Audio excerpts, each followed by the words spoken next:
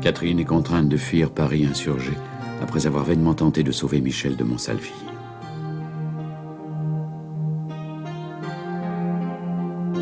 À Bruges, elle séduit le duc de Bourgogne.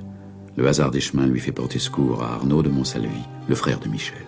L'amour naît entre eux, mais apprenant que Catherine porte le nom de l'assassin de son frère, Arnaud la chasse. Devenue la maîtresse du duc Philippe, elle en a un fils. Mais l'enfant meurt et Catherine renonce pour toujours à Philippe. Apprenant qu'Arnaud se bat dans Orléans assiégé, elle le rejoint. Mais il ne voit en elle qu'une espionne. Jetée en prison et torturée, Catherine est condamnée à mort. Mais le chariot qui la conduit au gibet est arrêté par le cortège de Jeanne d'Arc. La pucelle libère la condamnée et la confie à Marguerite Boucher. Chez elle, Catherine rencontre Gilles de Rais qui, la nuit suivante, tente de s'introduire dans sa chambre par la fenêtre.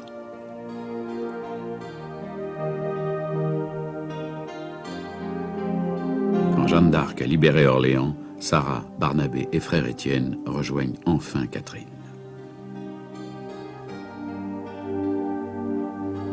Avant de quitter la ville pour de nouveaux combats, Jeanne conseille à Catherine de rejoindre à Loches la reine Yolande, belle-mère du roi de France.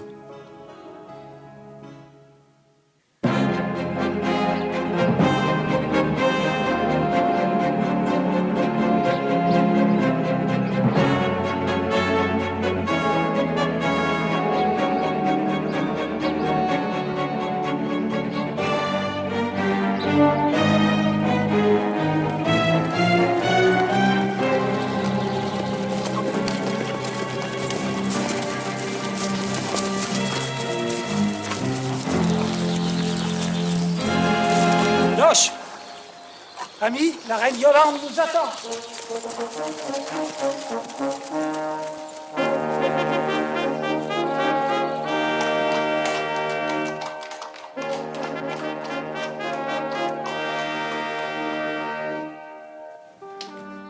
Relevez-vous et soyez la bienvenue, Madame de Brassé. Je suis heureuse de vous recevoir ici. Vous êtes très bonne. Je n'aurais osé espérer un tel accueil. Pourquoi donc? Venez vous asseoir près de moi. Vous devez être lasse. Frère Étienne m'a tant de fois parlé de vous déjà que je crois vous connaître bien.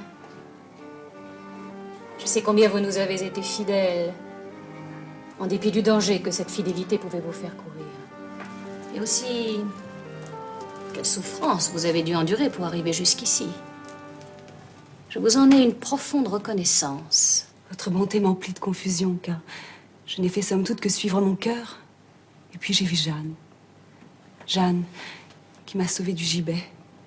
Jeanne que j'ai pu approcher, connaître.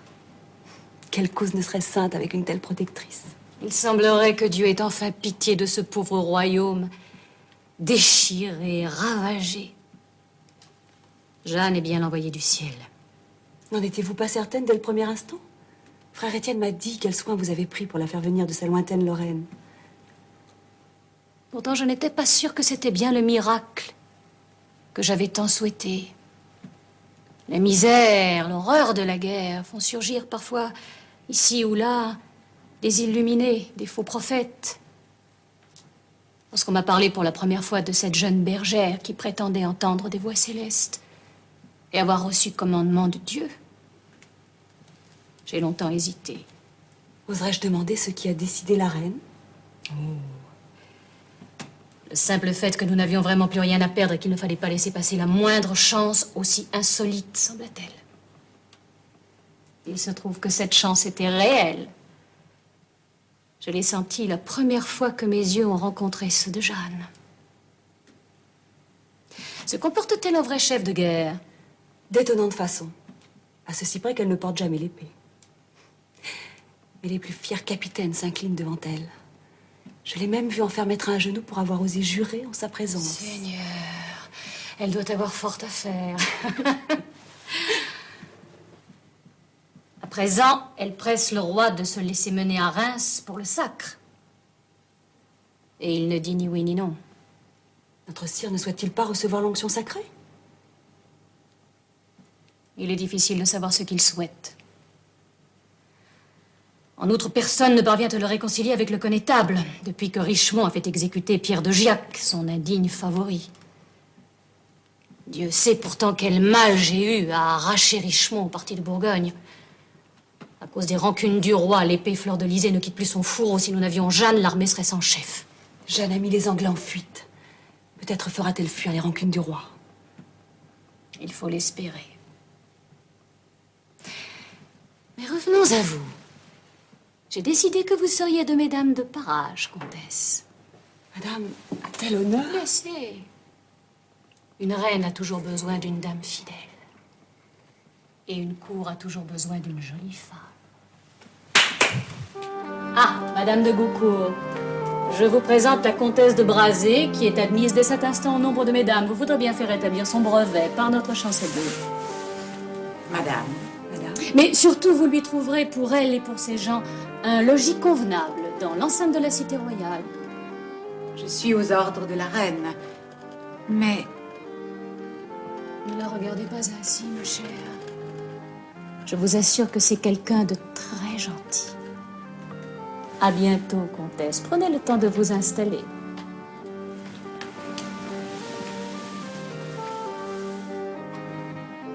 Et envoyez-moi donc frère Étienne. J'ai à lui parler. Non, mais qu'est-ce que c'est que cette mine dont tu nous régales depuis notre arrivée à Loches? Tu ne ris plus, tu fais la tête et tu bois. Ça ne te plaît pas ici? Oh, la ville est agréable et paisible. On n'entend que le bruit des cloches de l'église voisine et le pas des sentinelles sur les remparts. On se croirait au couvent. Ah, parce que tu préférais les bombardes des Anglais à Orléans? Bah merci bien. Ça, on est passé d'un excès à l'autre. Tu t'ennuies donc, Barnabé? Oui, c'est ça. Oui, je m'ennuie. Je me sens déplacé. Déclassé. Par Saint-Flour et par Saint-Floret. Oh, bah tu jures à présent? Eh oui, c'est un capitaine Auvergnat qui m'a montré l'exemple. Déclassé, Barnabé? Ça, la reine Yolande, c'est peut-être une grande bonne femme. Enfin, je veux dire une grande reine. C'est quand même qu'une bonne femme. Et alors? T'as quelque chose contre les femmes? Et Jeanne, qu'est-ce que c'est, un archevêque? Non, mais Jeanne, c'est autre chose. Jeanne, c'est une exception. Jeanne, elle se bat.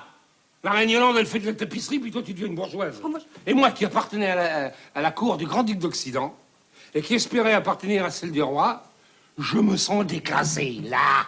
Déclassé. Moi, je deviens bourgeoise et lui se trouve déclassé. Eh oui, que veux-tu? Nous autres Longchamps appartenons à une élite d'hommes de guerre. Non, mais ma parole, c'est qu'il y croit. Non, mais est-ce que tu n'as pas oublié, sire chevalier, que tu as vu le jour à la cour?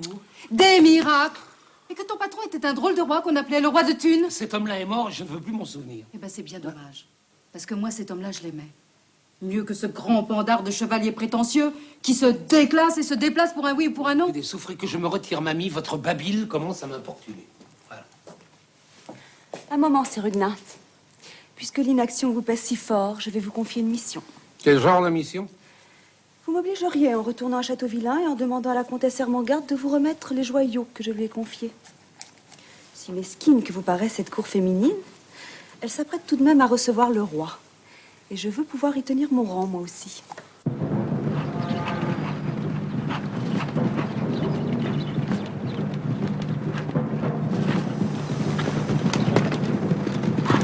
notre petite cour doit vous paraître un peu terne après les fastes de Bourgogne. Les fastes de Bourgogne ne reflètent pas toujours un goût extrême.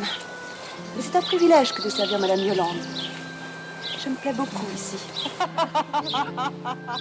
Cette dame, qui est-ce? J'ai l'impression de l'avoir déjà rencontrée. Catherine de la Trémouille. Vous avez dû la voir jadis à la cour de Bourgogne, lorsqu'elle était l'épouse du feu comte de Châlons. Je me souviens d'avoir vu le gros Georges de la Trémouille. C'est son second mari? Le troisième. En seconde noces, elle avait épousé Pierre de Giac, favori du roi et assassin de sa première femme. La Trémouille s'est follement épris d'elle. Il a machiné la mort de Giac. On l'a convaincu de trahison. Et le connétable de Richemont l'a fait jeter à l'eau, bien cousu dans un sac. Mais la voilà qui vient vers nous, je vous laisse. Madame de Brassé, ainsi la nouvelle est vraie. Vous voilà des nôtres à présent.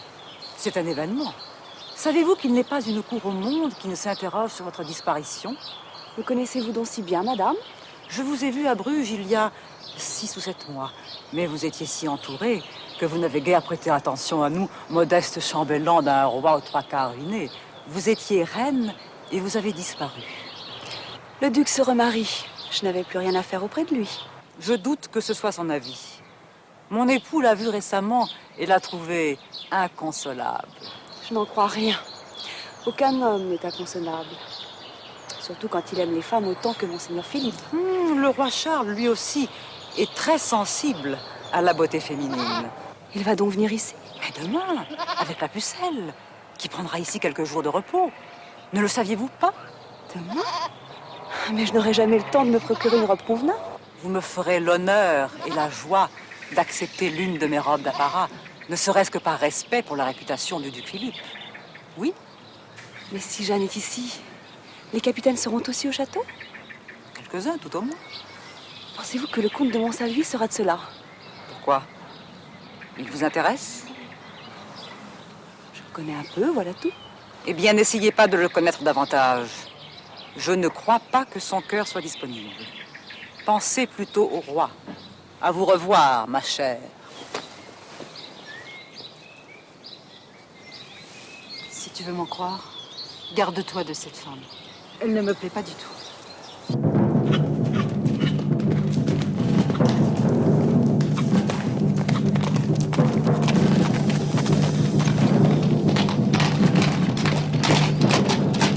Comtesse de Châteauvillain en zoologie.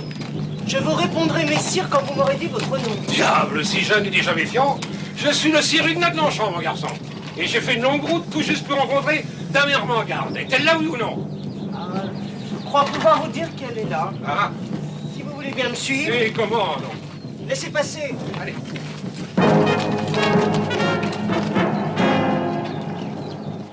Chevalier! Mais que voilà donc une bonne surprise. J'espère que vous m'apportez de bonnes nouvelles de notre chère Catherine. Oh, toute fraîche, comtesse. J'ai même une lettre pour vous. Ah, si elle écrit, c'est qu'elle va bien. D'où venez-vous ainsi? De Loches, sur les bords de l'Indre. Ah oui, ça représente quelques heures de cheval, ça. Pauvre ami, vous devez être mort de fatigue, asseyez-vous. Pas trop, pas trop. Nous autres Longchamps sommes bâtis à chaud et à sable. Les grandes chevauchées ne nous font pas peur. À condition, bien entendu, que nous trouvions de temps à autre un asile bien pourvu en boissons pour nous rafraîchir. Oh, je suis impardonnable. Jamais. Madame la comtesse. Va nous chercher du vin frais. Tu diras aussi que l'on prépare une chambre pour messire Huguenin. Vous ne repartez pas sur le champ, j'espère. Moi, si je ne vous dérange pas, j'avoue qu'une bonne nuit dans un bon lit me ferait plaisir. Nous autres Longchamps n'aimons rien tant qu'un bon lit, si ce n'est un bon vin. Va donc vite, animal! Jeanne, vous connaissez pas ce gamin? C'est une recrue récente? Quelques semaines. C'est le fils d'un hobro des environs. Son père a été tué à la bataille de Cravant. Sa mère est morte cet hiver d'une fièvre pourprée. Il lui reste bien une tante qui est aussi sa marraine, mais elle habite Bourges. Autant dire sur une autre planète par les tristes temps que nous vivons. Je le garde auprès de moi jusqu'à ce que les choses s'arrangent entre France et Bourgogne, si jamais elles s'arrangent. Mais ne s'arrange-t-elle pas? Nous avons su que le duc Philippe s'était disputé avec son beau-frère Bedford et que du coup il avait retiré ses troupes d'Orléans. Oui, mais il ne regarde pas le roi Charles plus tendrement qu'auparavant. Non, la délivrance d'Orléans ne lui a causé aucun plaisir, même si elle l'a délivré des mépris de Bedford. Il se défie terriblement de la fameuse pucelle. L'avez-vous vue, celle-là? Comme je vous vois. Et c'est l'être le plus extraordinaire que j'ai jamais vu. Auprès d'elle, on se sent bien misérable. Catherine l'admire passionnément. Si le duc apprenait ça... En veut-il beaucoup à Catherine? Je ne sais s'il en veut à Catherine, mais une chose est certaine. Malgré les préparatifs pour son nouveau mariage, il est d'humeur si sombre que la cour en devient lugubre. Je suis sûre qu'il ne l'a pas oubliée. À votre santé. Vougeot. Vougeot. Oh, mané. Ah, évidemment, nous n'avons pas cela à Loche. Mais notez que j'ai trouvé chez la comtesse de Benzoni, une italienne, oui, un petit chinon pas mal du tout pour noyer mon ennui. Ouais, car si la cour du duc Philippe est devenue lugubre, celle du roi Charles n'a jamais croulé sous les éclats de rire. Oh. C'est bien triste. On ne sait plus rire nulle part. Le monde entier a mis son bonnet de nuit. Que me raconte ma beauté?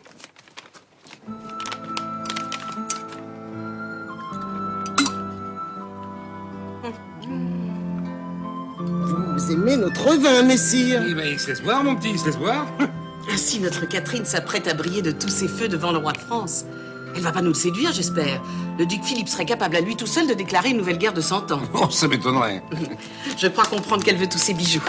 Est-ce qu'il y a un empêchement? Vous allez voir.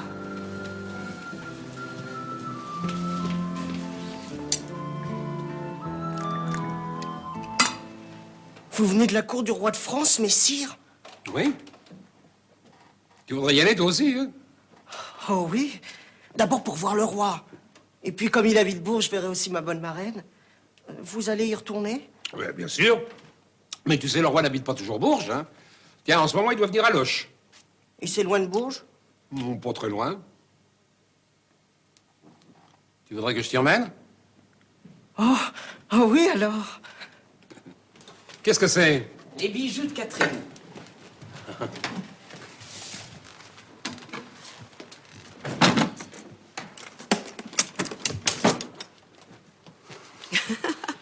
À part le bourdon du Grand Saint-Jacques. Non seulement le duc lui a laissé tous ceux de son défunt mari, mais il lui en a offert de nouveaux. Il voulait à la lettre la voir couverte de diamants. Le diamant d'Amaravati. Mais elle s'en est donc pas séparée, malgré les conseils de ce drôle de petit médecin mahométan? Comme c'est déjà loin. Comment allez-vous faire pour transporter une pareille fortune sur les grands chemins, avec tous les routiers, les pillards, les écorcheurs de toutes sortes qui les infestent? Il vous faudrait une escorte. Une escorte équivaut à avoir une enseigne. Non, non. Ou alors, il faudrait une armée. Mais ne vous faites pas de soucis. J'ai mon idée. N'aurons-nous pas l'honneur d'approcher ce soir la demoiselle d'Arc? Non. Hors des champs de bataille, Jeanne vit comme une religieuse cloîtrée. Notre existence et nos fêtes lui sont étrangères. Ce qui prouve à tout le moins qu'elle sait se tenir à sa place. Vous avez raison, la terre est trop basse pour elle. La place de Jeanne est à la hauteur des étoiles. C'est vrai. Les filles de ferme couchent volontiers à la belle étoile. Devant cette fille de ferme, les Anglais que vous n'avez pas su chasser fuient comme des moutons apeurés. Jeanne est de bonne race et elle est mon hôte. Veuillez vous en souvenir, la Trémouille.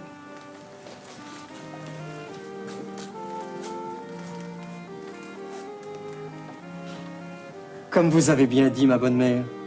D'ailleurs, ne dites-vous pas toujours bien? Charmante soirée, ça commence bien. Un jour, je crèverai la panse de ce gros porc. Bah, il crèvera bien tout seul. Il ne mange pas, il baffe. Ce n'était pas la peine que le connétable nous débarrasse de ce Pierre de Jacques. Si nous devions récolter à la Trémouille, nous sommes chute caribou s'il l'a. Rien n'est plus vrai.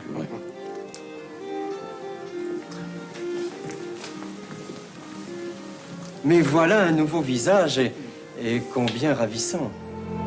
C'est une nouvelle venue, en effet. La comtesse Catherine de Brazé. La perle de Bourgogne. La reine de Bruges et de Dijon, ici. Qui est désormais de mes dames de parage. Saluez le roi, ma chère, il le permet. Nous sommes heureux, madame, de vous accueillir ici. Et nous espérons que vous vous plairez parmi nous. Quelle que soit la cour qui l'accueille, une jolie femme y est chez elle. Je remercie humblement le roi de son indulgence. On corne l'eau. Passons à table, mesdames.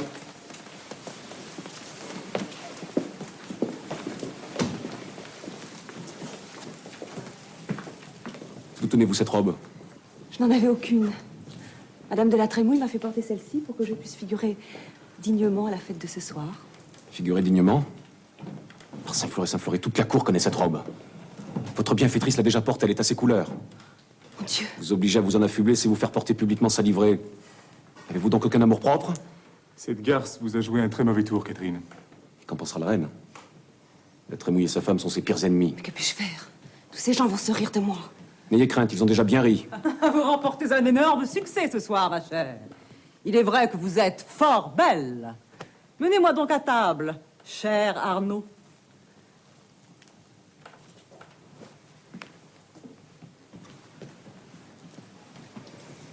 Eh bien, Catherine, je crois qu'il va falloir vous contenter de moi. Allons souper. Non. Porter encore tous ces sourires, je ne pourrais pas. Mais si, vous le pourrez. Vous le pourrez car il le faut. Madame de Gaucourt, s'il vous plaît. Messire. Accepteriez-vous de prêter votre cape à Madame de Brazais pour qu'elle s'en couvre les épaules? Elle a un peu froid. Je veux bien le croire. Tenez, ma chère. J'aurais dû y penser tout de suite, quand je vous ai aperçu à la porte de cette salle. Voilà. C'est beaucoup mieux comme ça, n'est-ce pas? Vous êtes un ange, messire Saint-Traille. Que voulez-vous? Depuis que Jeanne est ici, les anges sont à la mode. Catherine, allons souper. Allons.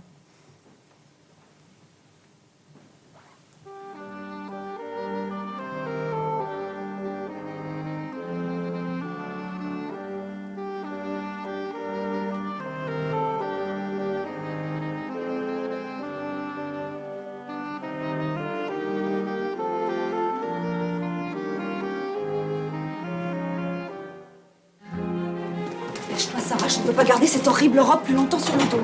Cette horrible robe? Mais tu l'as trouvée magnifique tout à l'heure. Ah, j'étais folle. C'est toi qui avais raison. Cette femme maudite m'a joué un tour pendable en me faisant porter une robe à elle et qui est à ses couleurs. J'étais ridicule. Allons, quand on est faite comme toi, on n'est jamais ridicule.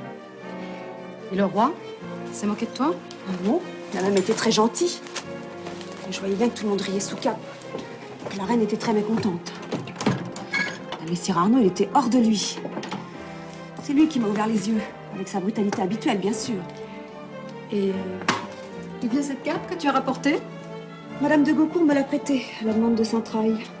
Voilà un garçon charmant. Et avec qui l'existence pourrait être des plus agréables. Malheureusement, ce n'est jamais des garçons charmants que s'amourachent les belles filles sans cervelle. Elles préfèrent les brutes. Et la reine Yolande? Elle a d'abord été très mécontente. Ensuite, elle m'a souri quand elle m'a vu venir à table avec cette cape qui faisait oublier la robe. Tout est donc pour le mieux. Allez, à présent, tu vas te coucher et tâcher de dormir sagement. Me coucher? Tu n'y penses pas? Ah bon? Et que veux-tu faire? Tu sais où habite Arnaud? Tu m'as dit que tu le savais. Oh, mais je ne te le dirai sûrement pas. Tu as assez fait de sottises pour aujourd'hui. Eh bien, ne me le dis pas, mais conduis-moi. Sinon, je sors seule et je fouille toute la ville pour le trouver.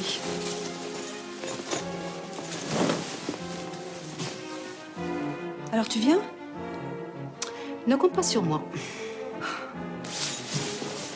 Il faut que je lui parle, Sarah. Je t'en prie, conduis-moi. J'ai passé une soirée affreuse. Ne me condamne pas à passer une nuit pire encore. D'aussi mal embouché que lui, tu en trouveras des milliers. Mais d'aussi bête que moi, pas une seule. Puis laisse-moi te changer cette coiffure ridicule. Oui.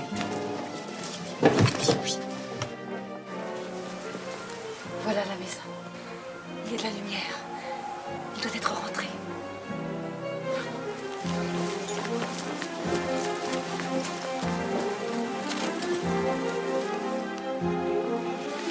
Ne te tourmente pas. Je reviendrai demain.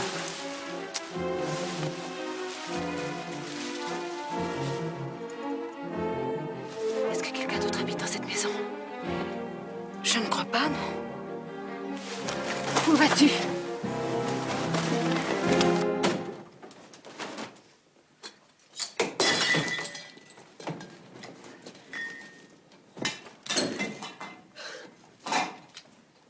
Comment tu fais ça? Mais il ne t'a rien fait, mon cœur. Ah, tu trouves qu'il ne m'a rien fait? Il s'est joué de moi. Tu l'avais vu? Il me reprochait de porter une robe de cette femme comme s'il la méprisait. Mais elle est sa maîtresse. Mais tu n'en as aucune preuve. Ah oui, tu l'as vu sortir de chez lui. Tu l'as entendu dire qu'elle reviendrait demain. Mais quelle preuve te faut-il de plus? Est-ce que tu l'as vu, lui? Est-ce à lui seulement qu'elle parlait? Non, Catherine. On peut tout attendre de cette femme, mais de lui, non. C'est une tête folle, mais je le crois incapable de te mentir. Demain, vois-le et parle-lui. Demain, où sera-t-il demain d'ailleurs? Je ne veux plus ni le voir ni lui parler. Je le déteste! Allez, te voilà encore parti. Te voilà qui file comme une flèche pour aller droit où tu as envie d'aller, sans réfléchir un seul instant à ce qu'il en adviendra pour toi et les autres. C'est facile. Je voudrais te voir à ma place. Est-ce que je ne sais pas m'y mettre à ta place? Est-ce que je ne sais pas souffrir avec toi quand tu es malheureuse? Pourquoi n'es-tu pas allée frapper à cette porte puisque tu voulais voir Messire Arnaud? À ta place, moi, c'est ce que j'aurais fait. J'ai déjà fait rire une fois à mes dépens dans la soirée, je ne tiens pas à être moquée une seconde. Surtout par lui. D'ailleurs, s'il avait ri, je crois que je n'aurais pas pu m'empêcher de lui sauter à la figure.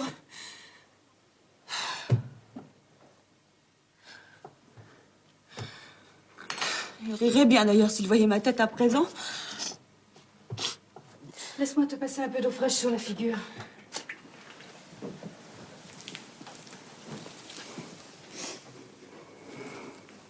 Traître, ça. Je ne le reverrai jamais.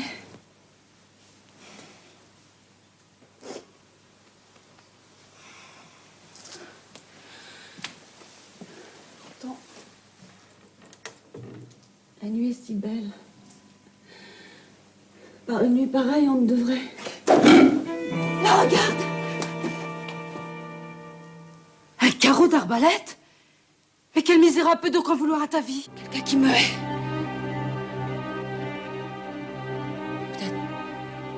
Peut-être le comte de Montsalvi? Oh non, Catherine. Oh, pourquoi pas? Déjà une fois à Orléans, il voulait me voir morte. Ce n'est pas lui. Je le croirais assez capable de t'étrangler sur un coup de colère, mais pas de te tendre une embuscade aussi lâche. Je lui demanderai quand même quelques explications. Hier soir au souper, on disait que Jeanne et ses capitaines participeraient au conseil du roi. Je vais y aller. Tu veux faire un esclandre? Cette fois, Catherine, tu ne t'en relèveras pas. Dois-je me laisser assassiner tranquillement sans ouvrir la bouche? Bien sûr que non. Écoute, c'est moi qui irai parler à Messire Arnaud. Toi, tu resteras ici et tu n'en bougeras pas jusqu'à ce que je revienne. Et tu n'ouvriras à personne. Écoute-moi pour une fois. Un mot, Seigneur comte. Un peu, vous m'auriez fait peur. Qui êtes-vous? Vous le savez très bien. Il faut que je vous parle. Le roi attend. Ce sera pour plus tard. Non, ce sera dès maintenant. Car plus tard, comme vous dites, Catherine sera peut-être morte. Quoi? Si on vous envoyait ça, quand vous prenez le frais à votre fenêtre, est-ce que vous ne penseriez pas que quelqu'un va vous tuer? Sur elle? Hier soir, oui. Et c'est de vous qu'elle pense avoir reçu ce présent. Moi, j'aurais voulu la tuer? Vous avez bien fait l'impossible pour qu'elle soit pendue à Orléans? Elle n'est pas blessée, au moins? Non. Mais ce qui a manqué un jour réussira demain. Mais si ce n'est vous, qui peut la détester au point de vouloir sa mort? Qui? Mais ce démon femelle, la femme de la Trémouille. Hier au souper, je l'ai vue regarder Catherine avec des yeux aussi dangereux que ça. Faut-il prévenir la reine Yolande? Non. Elle ne peut rien contrôler la Trémouille, le roi n'est aussi entiché qu'il était de Giac. Le mieux est que Catherine parte d'ici au plus vite. Et pour aller où? Voulez-vous la renvoyer en Bourgogne? Et que la reine Yolande l'envoie chez la reine Marie, sa fille, l'épouse de Charles VII. Là, elle sera en sûreté. En êtes-vous certain? Oui. Je vais sur l'heure parler à la reine.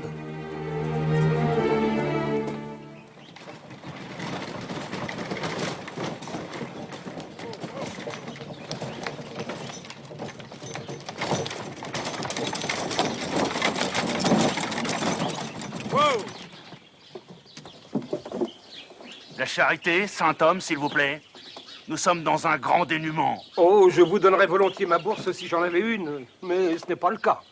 Eh ben, et ça? Mais c'est un cercueil. Ah oui. Ah, ouvre un peu pour voir. Mais c'est un sacrilège, ce que vous me demandez là. Je ramène à Saint-Aubin un moine qui est mort en allant faire sa dévotion à Madeleine de Vézelay. Ouais, bah ouvre quand même. Mais enfin, considérez mon frère que... J'ai dit ouvre, allez vite. Bon.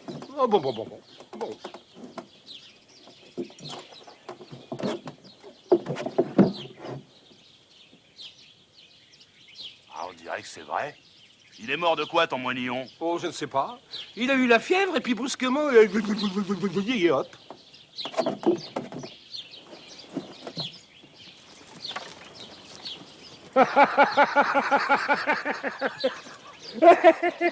Encore une fausse alerte, mon garçon, ça va? Oui, mais ça fait 3 fois aujourd'hui qu'on trouble mon repos éternel. Ah, ben ça, je te l'avais dit, que les routes étaient pas sûres. Allez, encore un peu de patience. Et dans 2 jours, on y est. Allez, ah.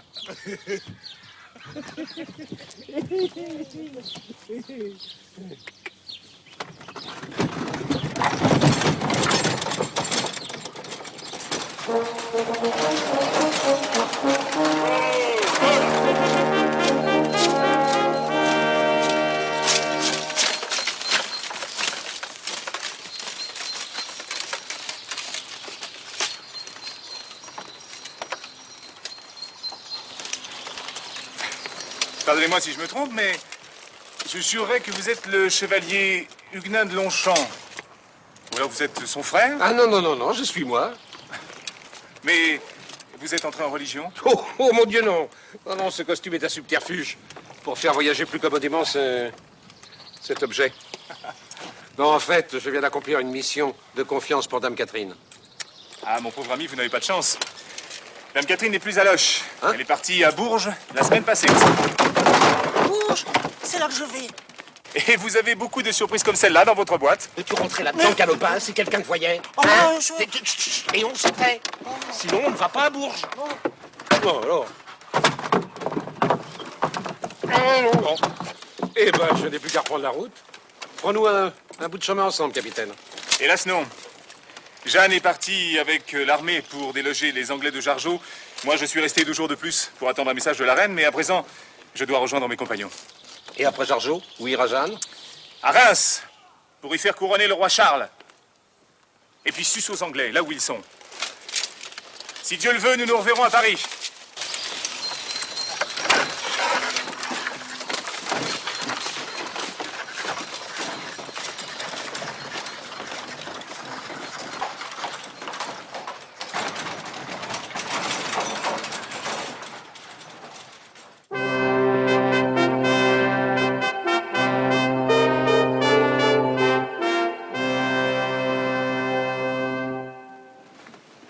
Êtes-vous maître Jacques Coeur? Pour vous servir, madame? Je suis dame de parage de la reine Marie. Elle m'a chargé de vous apporter ses fourrures pour le nettoyage et la garde, puisque nous sommes bientôt en été. Elles sont dans la cour? Je vais ordonner qu'on les décharge. Voulez-vous vous asseoir? Je n'en ai que pour un instant.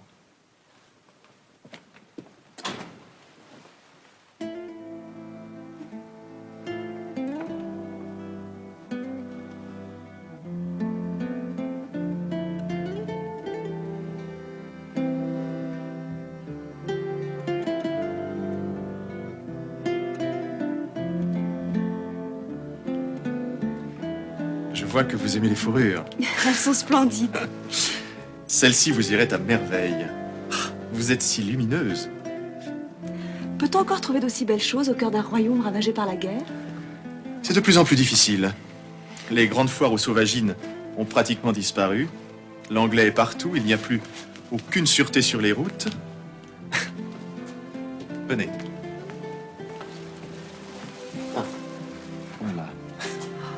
J'aimerais vous faire un vêtement avec ces martres. Ah, elles vous vont si bien. Oh, j'aimerais aussi. Mais je ne pourrais les porter au palais. La reine n'en a pas d'aussi belles. Et les fêtes sont si rares. Elles sont même absentes.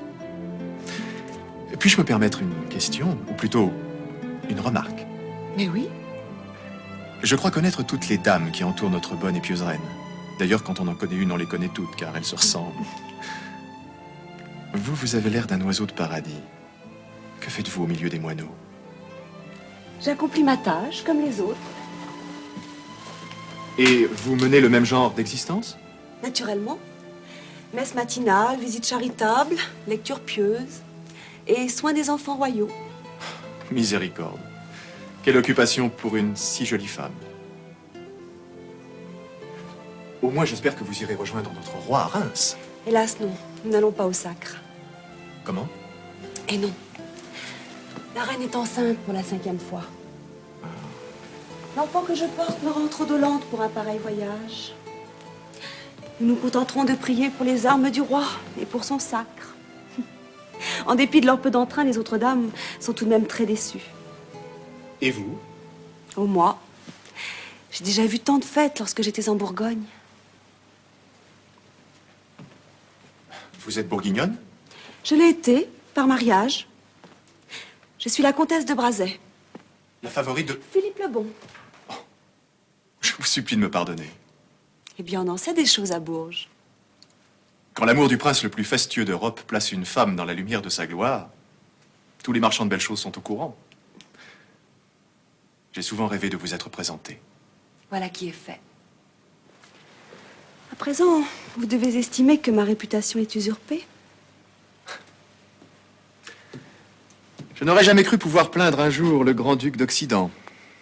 Comme Comme il doit être malheureux de vous avoir perdu. Vous êtes le plus aimable des hommes, maître Cœur. Cependant, puis-je dire que vous faites un curieux marchand? Ah, pourquoi? On dit que vous avez refusé une pelisse magnifique à la femme la plus riche de la ville, parce que vous la trouviez trop laide. C'est vrai. Je ne peux supporter de voir une belle chose portée par une personne laide ou mal fagotée. C'est pourquoi j'aimerais vous offrir ces martres. Et le commerce, qu'en faites-vous? Oh, ce commerce-là. Non. Ce dont je rêve, ce que je ferai un jour, c'est d'aller vers les pays du Levant, afin d'y chercher toutes les merveilles qu'ils recèlent et en faire profiter le royaume de France. Moi aussi, il m'arrive de rêver aux pays lointains. Peut-être parce que le duc Philippe m'en a souvent parlé, et aussi mon époux. Je crois que nous nous ressemblons, maître Cœur. Nous pourrions être amis. Qu'ai-je fait pour mériter un tel bonheur? Jacques, quel est ce chargement qu'on porte à la réserve? Les fourrures de la reine, mon cœur. Madame la comtesse, je vous présente mon épouse, Massé de Léotpart. Son père est à la fois le prévôt de cette ville et mon voisin d'en face. Elle m'a, pour mon plus grand bonheur, donné 5 enfants. J'étais en train de dire à maître Cœur que je souhaitais devenir son amie. J'ajoute à présent la vôtre aussi. Jacques et moi partageons toujours les mêmes affections, madame. Ce ne sont pas des fourrures de la reine dont je vous parlais, mon ami. Il nous arrive un curieux chargement. Venez voir plutôt. Pardonnez-moi un instant.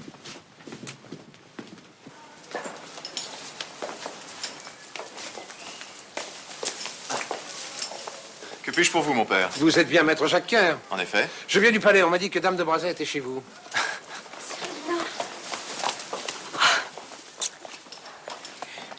Est-ce bien vous? Ah, sans aucun doute, c'est moi, ouais.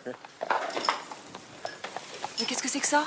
Vous m'aviez chargé d'une mission, mais vous ne m'aviez pas dit que cette mission était d'une telle importance. Alors, voilà. Ne pourrait-on pas faire transporter ça dans la maison? Chez moi, un cercueil? Vous n'y pensez pas? Ah, mais... Tiens, mon garçon, tu peux rentrer chez toi.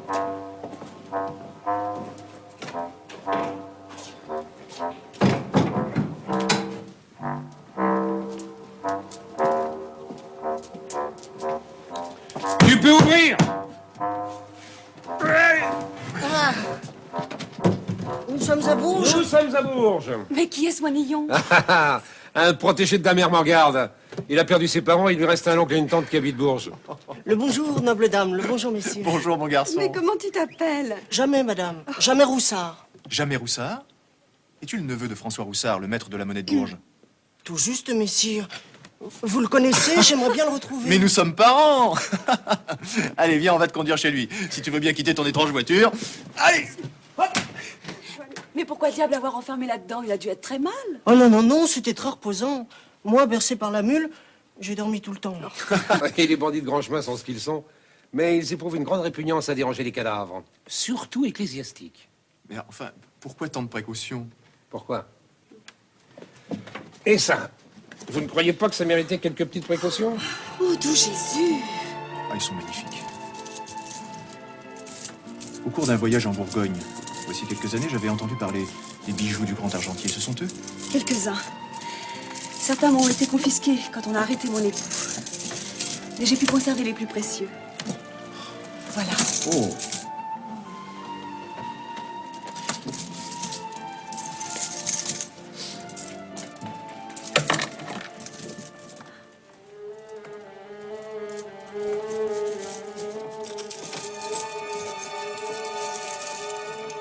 Il ne faut pas garder cette pierre. Ah! Tu vois? Comment? Vous avez bien dit que vous m'accordiez votre amitié et demandez la mienne. C'est donc au nom de notre amitié que je vous supplie de me confier ce diamant. Je le vendrai pour vous et je vous le jure, vous en tirerez une véritable fortune. Mais je n'ai pas besoin d'une fortune. Je suis une femme riche. Peut-être un peu moins que tu ne le crois. Madame de Châteauvillain m'a confié une lettre pour toi. Les dernières nouvelles ne sont pas très bonnes. Nous verrons cela à la maison. Pourquoi tenez-vous tant à m'enlever cette pierre, maître Cœur? Mais je ne veux pas vous l'enlever, je veux vous en délivrer. C'est une pierre maudite. Oui, mais je n'en crois rien. Rendez-moi ma pierre, maître cœur. Je ne redoute pas son pouvoir. Tant de splendeur ne peut engendrer le mal. Comme vous voudrez, comtesse. Mais mon offre tient toujours. Quand vous aurez acquis la certitude de sa malfaisance, apportez-le-moi. Je saurai trouver un acquéreur. Votre mère et votre oncle Mathieu se portent à merveille. Ils vivent le plus clair de l'année sur leur terre de Marsanais où les vignes sont superbes. Grâce au ciel, ils n'ont pas eu à pâtir de la colère que vous avez suscitée chez le duc Philippe. Je n'en dirai pas autant de vos biens, car il a fait saisir tous ceux que vous teniez de lui. Le château de Chenauve, votre hôtel de Bruges, le vignoble de la Côte de Nuit. Tu as raison. Je ne suis plus une femme riche. Il tient qu'à toi de leur devenir. Lis plus loin. Les hommes se conduisant parfois d'étranges façons, surtout lorsqu'ils sont princes, Monseigneur m'a écrit une lettre personnelle pour me prier de plaider sa cause auprès de vous. Ce qui, je ne vous le cache pas, me gêne beaucoup. Je dois donc m'exécuter. Voici les termes du marché qui sont d'ailleurs faciles à deviner. Allez le rejoindre à Bruges et tout vous sera rendu, avec même quelques petits suppléments. Il est capable de vous faire duchesse. Duchesse? Eh ben, dis donc, voilà un homme qui tient à toi. Hein. Mais il me connaît mal. Ma commission étant faite, vous en ferez ce que vous voudrez. Cela ne changera rien à la tendresse que je vous porte.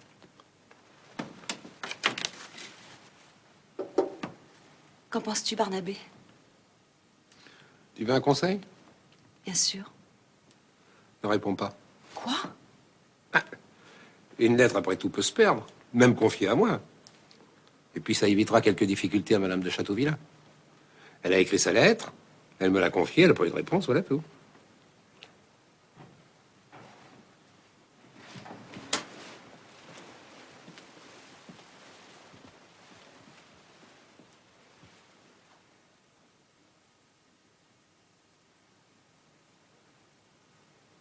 Tu as raison. Et toi, que vas-tu faire à présent? Eh, que veux-tu que je fasse? Ton écuyer se doit de rester auprès de toi, non? Ah, tu n'as pas peur de t'ennuyer? Bon. J'irai visiter la ville, qui me paraît très belle. Et puis j'irai chasser aux alentours. Et enfin, je m'occuperai un peu de Massara, que j'ai beaucoup négligé ces temps-ci. Ah, tout de même. Oui. Mais es-tu bien sûr de ne pas te sentir déclassé en t'abaissant jusqu'à une bourgeoise comme moi? Mais non. Un grand seigneur ne dédaigne pas de s'encanailler de temps à autre pour se rafraîchir un peu l'esprit. Ah bon? Eh oui. Ah bon? Ben voilà qui est fait.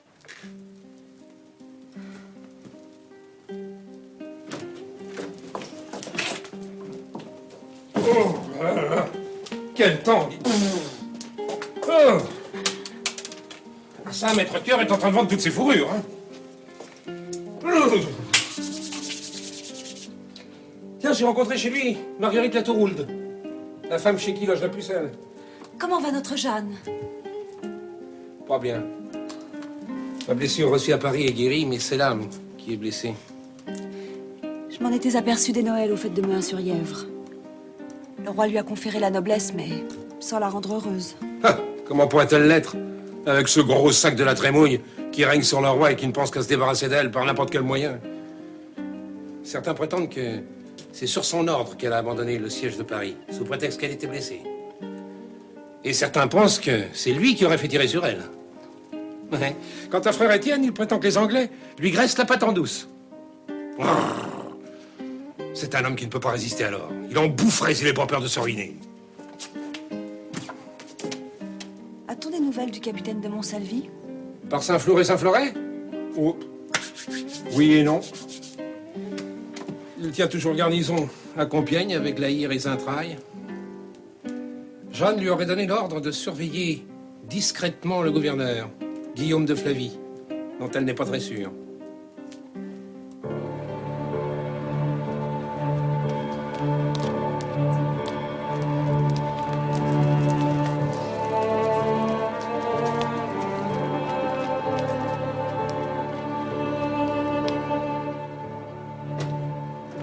Jean, il est mort. Mais non.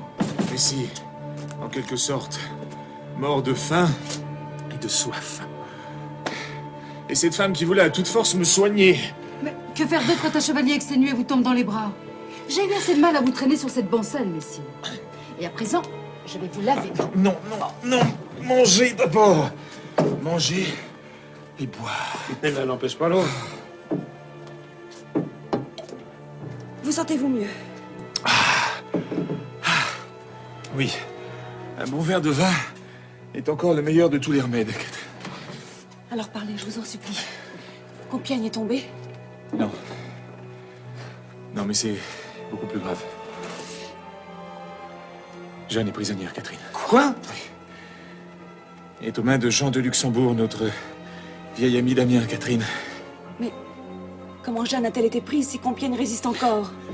Elle a tenté une sortie et quand elle a voulu rentrer, elle a trouvé les portes fermées. Fermées? Pour elle? Mais par ordre de qui? Le gouverneur, Guillaume de Flavie. Flavie? Et il prétend que c'était pour empêcher les Bourguignons de rentrer derrière Jeanne. C'est l'homme que le capitaine de Monsalvi devait surveiller? Cette vie n'était déjà plus en état de permettre ou d'interdire quoi que ce soit. Il est mort! Ah non. Non, Catherine, mais il est très grièvement blessé et il vous réclame. Il me réclame? Oui. Vous viendrez, n'est-ce pas? Il faut partir sur le champ, Catherine. Il était déjà très mal quand j'ai quitté Compiègne.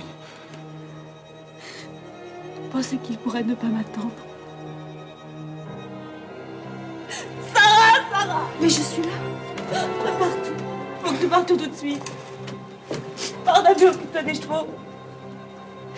Moi, je cours chez Maître Cœur. Vous ne pouvez pas partir tout de suite. Reposez-vous cette nuit. Je me suivrai demain. Mais si je le peux parfaitement, Catherine, donnez-moi un cheval frais. Ah!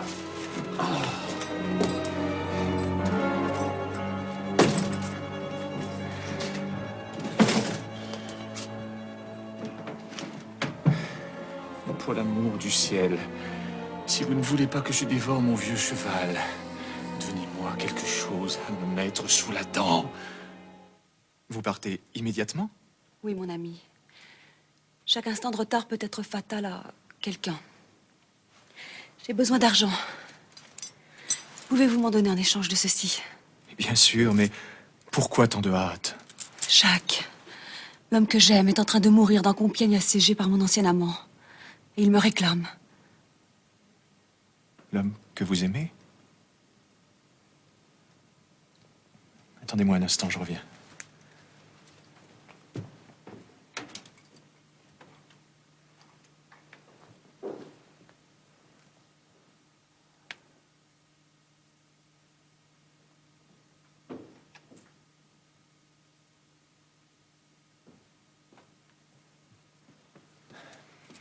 Tenez. Non. Le seul de vos joyaux que je voudrais vendre, c'est le diamant d'Amaravati. Vous voyez bien qu'il ne vous vaut rien. Vous demanderez ceci quand vous reviendrez. Car vous reviendrez, n'est-ce pas? Oui, Jacques. Je reviendrai. Quant au diamant, j'en aurai peut-être besoin. Mais pourquoi? Il vaut? La rançon d'un roi. Il sera peut-être la rançon d'un ange. Jeanne est prisonnière des Bourguignons. Je le donnerai d'un cœur léger en échange de sa liberté. À bientôt, mon ami. Embrassez pour moi votre femme. Au revoir, Catherine. J'en connais qui accepterait la mort avec joie, pour être un seul instant aimé de vous, comme vous aimez celui qui vous appelle.